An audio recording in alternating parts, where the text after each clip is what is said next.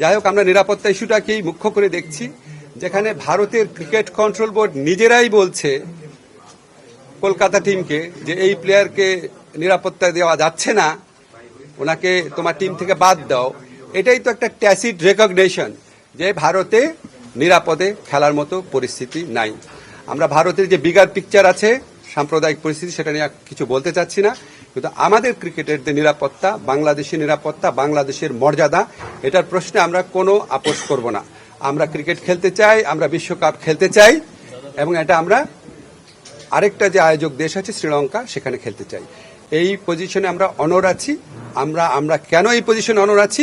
আমরা আশা করি আমরা আইসিসিকে বুঝাতে সক্ষম হব, এবং আইসিসি আমাদের যুক্তিগুলো সহৃদতার সাথে নিরপেক্ষভাবে বিবেচনা করে আমরা কষ্ট করে যে অর্জনটা করেছি সেই টি-20 বিশ্বকাপে আমাদের খেলার সুযোগ করে দিবে। ধন্যবাদ। যদি আইসিসি সেটা অ্যালাউ না করে, যদি কোনো পানিশমেন্ট বা ওয়াকওভারের অপশন দেয়, পিসিবির স্ট্যান্ডটা কি হবে বা সরকারের স্ট্যান্ডটা? আমাদের প্রথম স্ট্যান্ড হচ্ছে আইসিসিকে বুঝানো। আমাদের যথেষ্ট শক্ত যুক্তি আছে, সে যথেষ্ট শক্ত যুক্তি দিয়ে আমরা আইসিসিকে বুঝাবো। আমাদের স্ট্যান্ডের মূল নীতি হচ্ছে বাংলাদেশের নিরাপত্তা, বাংলাদেশের সম্মান আর বাংলাদেশের মর্যাদার প্রশ্নে আমরা আপোষ করব না, কিন্তু আমরা অবশ্যই ক্রিকেট বিশ্বকাপ খেলতে চাই। তারপরে পরবর্তী পরিস্থিতি যা হবে সেটা নিয়ে আবার আমরা বসে আমরা সিদ্ধান্ত নিব।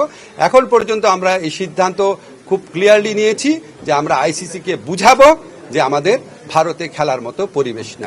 সেই চিঠিতে পড়ে আমাদের কাছে মনে হয়েছে ভারতে যে প্রচণ্ড একটা নিরাপত্তা ইস্যু তৈরি হয়েছে বাংলাদেশের ক্রিকেটারদের জন্য, সেটা তারা রিয়ালাইজ করতে সক্ষম হয় নাই, এবং আমার কাছে মনে হয়েছে এটা নিরাপত্তা ইস্যু শুধু না, এটা জাতীয় অবমাননা ইস্যু।